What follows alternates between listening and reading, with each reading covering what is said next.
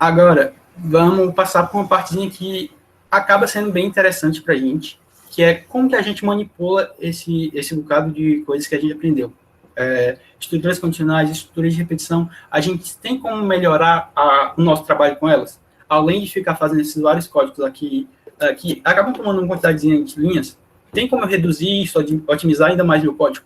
Um código que eu tinha 20, 30 linhas, eu consigo resolver em bem menos linhas?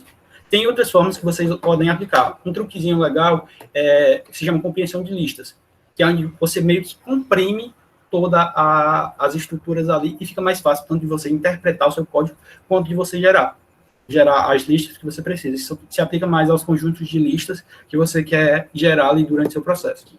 Uma compreensão de lista, a compreensão ou até mesmo compressão, vocês podem variar o sentido aí, é justamente uma forma da gente simplificar mais o nosso processo. Digamos que a gente estava montando uma estrutura de repetição. Vou colocar uma variável x aqui.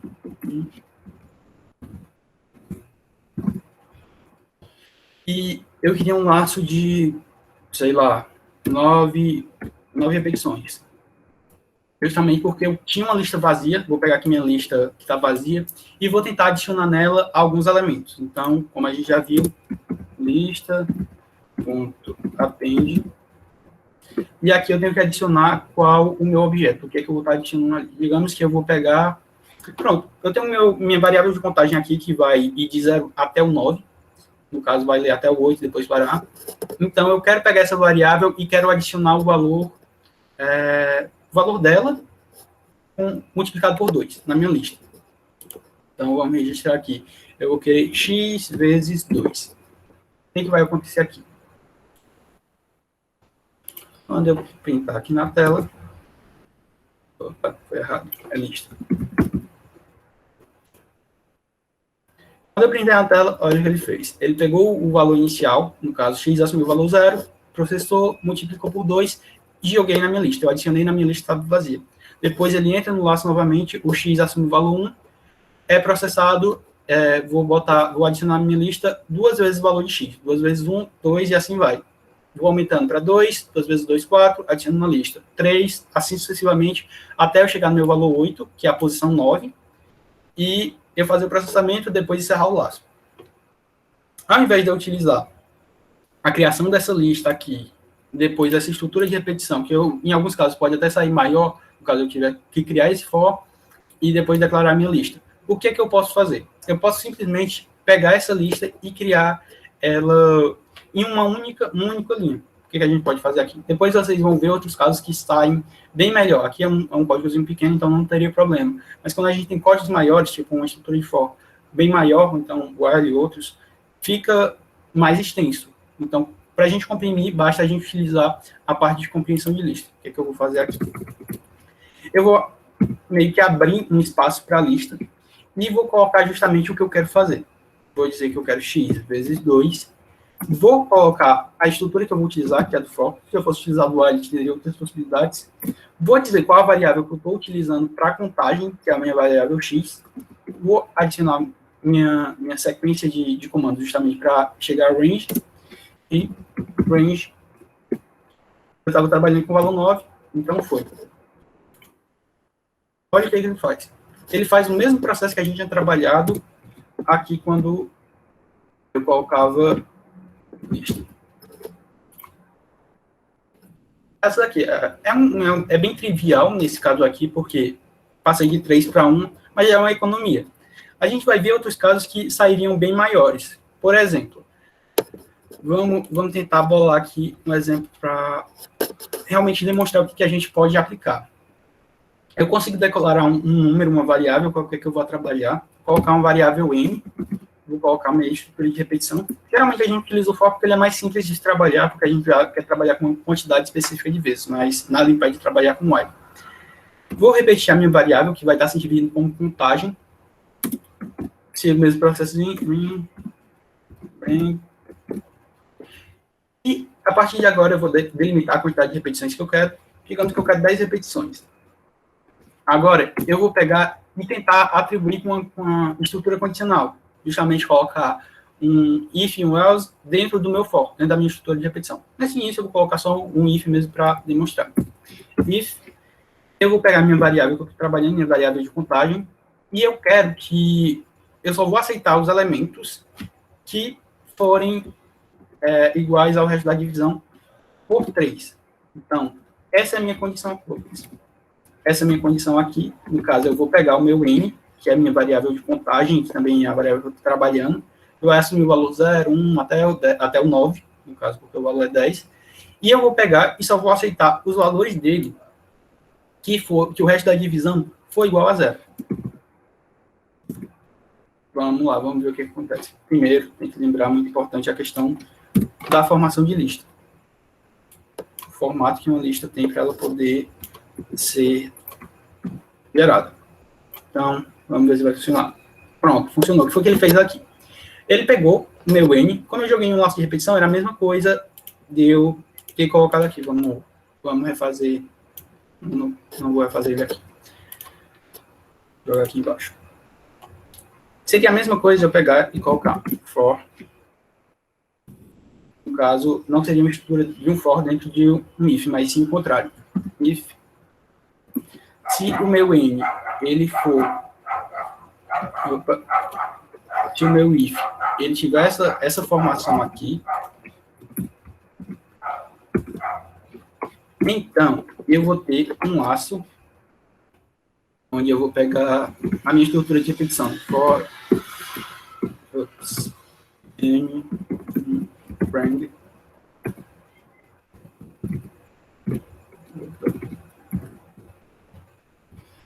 e o valor justamente de 10.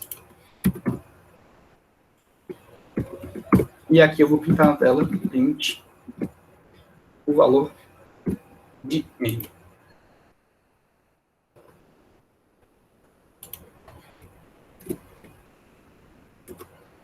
Vamos já rodar aqui.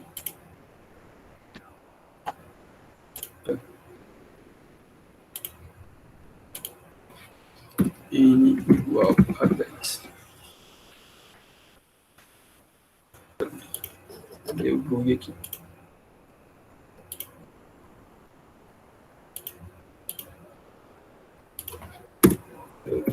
Vou colocar a outra opção, browser.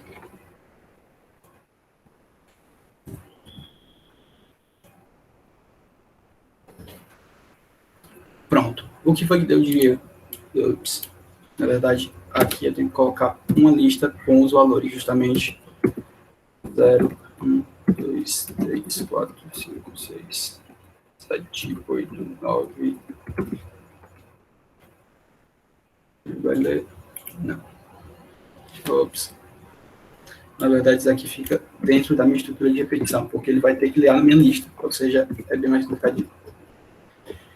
Então, vamos aqui novamente. Eu vou pegar a minha lista M. Na verdade, aqui, vou chamar de C, porque é a lista de elementos que ele vai ter. A minha lista de 10 elementos, que vai de 0 a 10, que é representado pelo range, eu vou jogar na minha estrutura de repetição, só que aqui, ao invés de eu colocar o C, eu vou colocar len de C.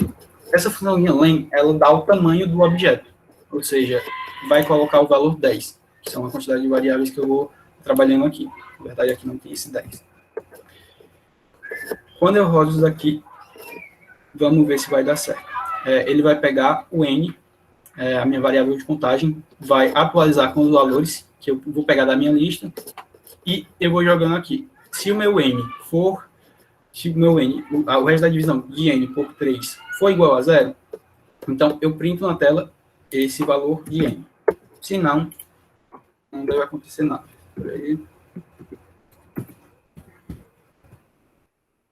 Vamos ver se vai funcionar.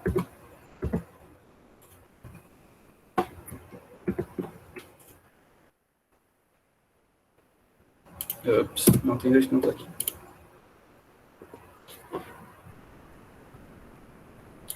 Ups.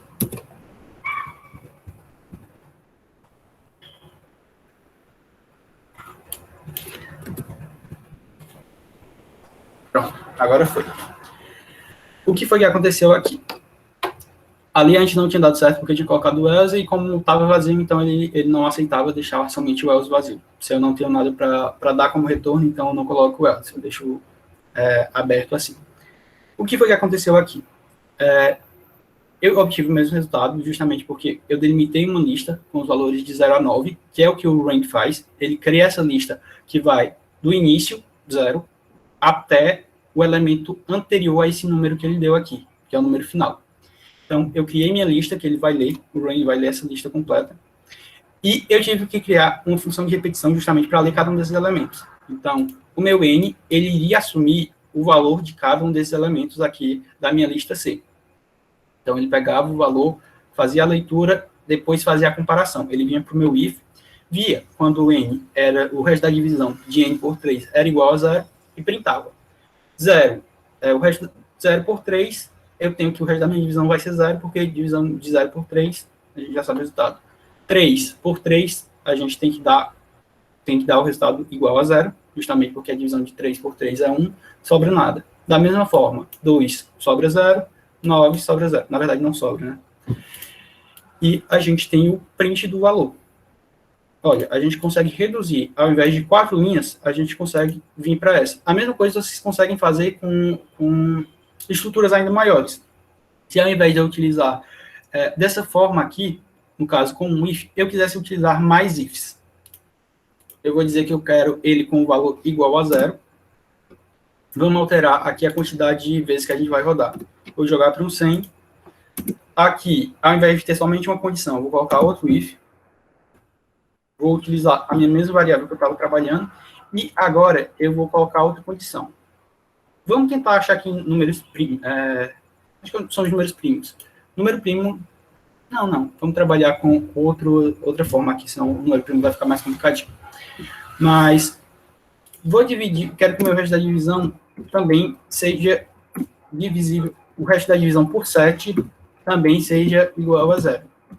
Ou seja, eu só vou pegar os números que estão entre 0 e 100, 0 e 99 no caso, se eles forem divisíveis, se o resto da divisão deles por 3 e por 9 for igual a 0. Então, vamos ver o que acontece.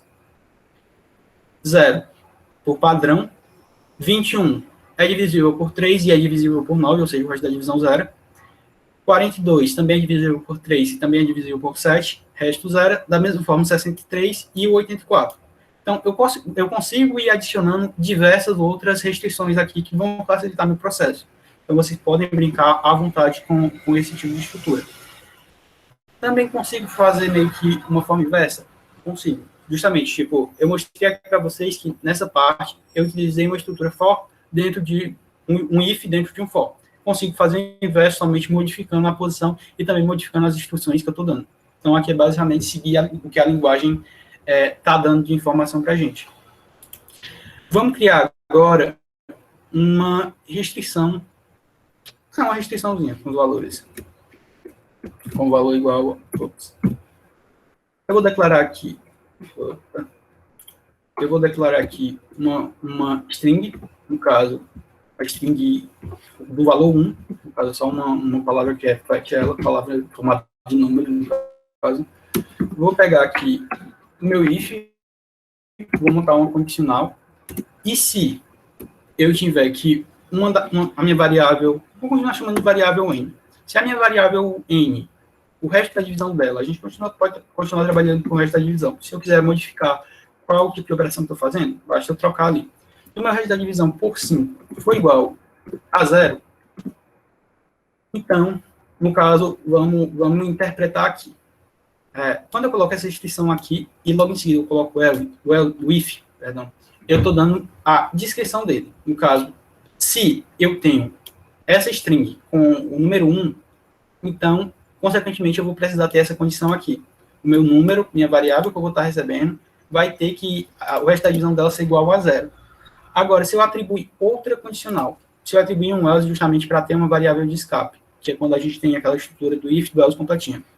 Se eu quiser atribuir a condição de fuga, ou seja, o else, eu vou ter que delimitar qual a variável que eu vou querer receber. Ou seja, digamos que eu quero qualquer outro número, então a recepção de outro número, justamente para me indicar. Digamos que quando o meu número ele não for divisível por 5, quando a divisão do número por 5 não for inteira, então eu vou pintar na tela outro valor, vou imprimir outro resultado. Caso 1 vai significar quando eu tenho a divisão do meu valor m por 5 e o resto é 0. E o else vai ser todos os outros casos onde eu vou indicar como sendo o valor 0.